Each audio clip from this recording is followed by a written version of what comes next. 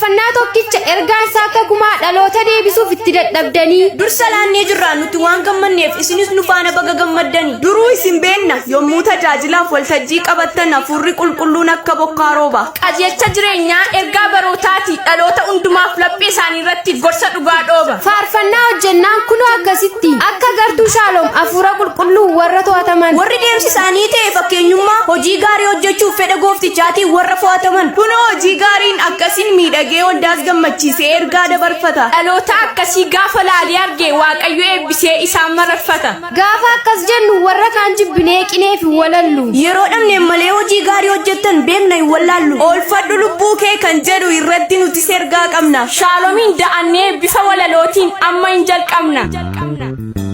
kallattii kamiinuu sitti tolaa keeti wanta jechaan qabdu taatee rifaasisaan ta'uu sollaa keetti naasuun hin gaggabdu maaltu ta'a jettee waan gara fuulduraa tilmaamuu isaan nattu yaaddoodhaan dhiphattee gammachuu garaa kee atof keessaa naqxu har'a jabaa taatus booddee akka dadhabdu bordu'a kees beekta gochi sodaachisaan naannoo keetii maddus aayidoon ker jetta atoo dhugaa qabda siin maaltu si dhibee baay'ee of qanansiista har'a jiraadheennaan kan boorii dhimmadha jettee of amansiista sammuun kee nagaadha naateen pharpharamtu yoo garraamiin du'e haalli kees nagaadha hongeen si rukutee ati weeraramtu yoo galaanni gu'e karaa qoonqoo keetii yookaan daara keetiin dhiphachuudhaa baattus yeroo xiqqoo keetii ijoollummaa kaastee gammachuu qabaattus hundumatu tarree galeessiif gammaduudhaaf hiriira yeroo mara ililchita goota duulaa galee taatee gadda ofirraa daangeessitee qananiidhaan of bulchita nutis garaa guutuu siif gammanna hin jaallannaam gammachuu kee harka fuunee si hammanna si kabajna nutti tolaan jiraachuun kee garuu maal godha reessittaa tolu jenneedhuma dhiisuu qofan nu rakkise galgala keef gaariin ta'u innarra biyya lafaatti yaada keessa jala harkise guddinni teekinooloojii waan haaraa fiduunsaa caalmaamatti si fayyade yoo dhiistellee hojii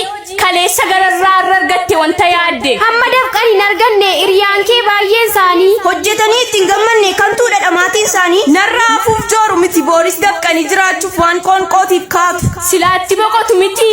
garuu gatii dadhabbii isaanii miidhamaaf caba ol kaatu ati garuu akkas miti siree keerra dugdaan ciistee fayyadamtee intarneetii hojii idilee hunda dhiiste iddooma jirtu jiraattee addunyatti waliin geessee hundumatti firoomte iskiriinii bilbila kee taap gochuu duwwaadhaan dafqu malee sooromte kan kee kun nuuf galuu dideem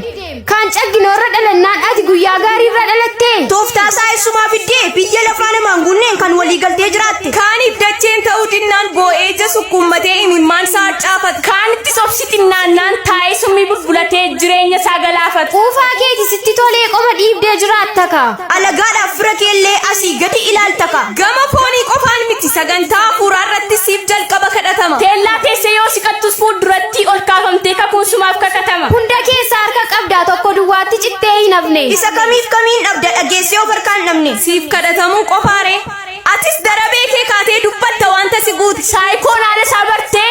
lafanni taa'utti itti raajja nama taa'ee abdii kuti jiraam jettee ofitti himta kanaanis maallaqa coruun sirriidha jettee falmita akkasiin karaarraa goruun miidiyaadha yoo dabarsan gartuun wal qoodanii mootonni wal loluu isaanii naasuun karaa keeyyuun ba'u maaltu ta'uuf laata jettee hin dhageessu oduu isaanii taateen irra ta'aa jiru otootiin dhufiirraa jame kana beekta mitii garuu kan waliin dha'aa jiraatan firdiitu itti faradame si olitti ilkaan qaru dhiisi biyyi lafaa dhugaa mitiin soba utuu sobu ta'ees turee lafuun darba dhidhimeetu bada boora akka waraqaa walitti dachee tokkotuu nafiin iddoo isaatii kaata akka baalarcee biyya lafaa jechuun biyyoof muka miti yaadaan nuuf qaban kan of dagatetti aduun lixuuf jetti lubbuu kee olfadhu beellama guddicha guyyaa dinqisiisaa isa akkas bareedu yeroo xumuricha qajeelaa yaanni isaa arguuf itti arreedu siifis guyyaan suni akkasiif ta'utti guyyaa gammachuutiif nagaa bara baraa cimsiitii of eeggadhu akka hin dhabnetti sumaaf ijaarame manni inni waaqarraa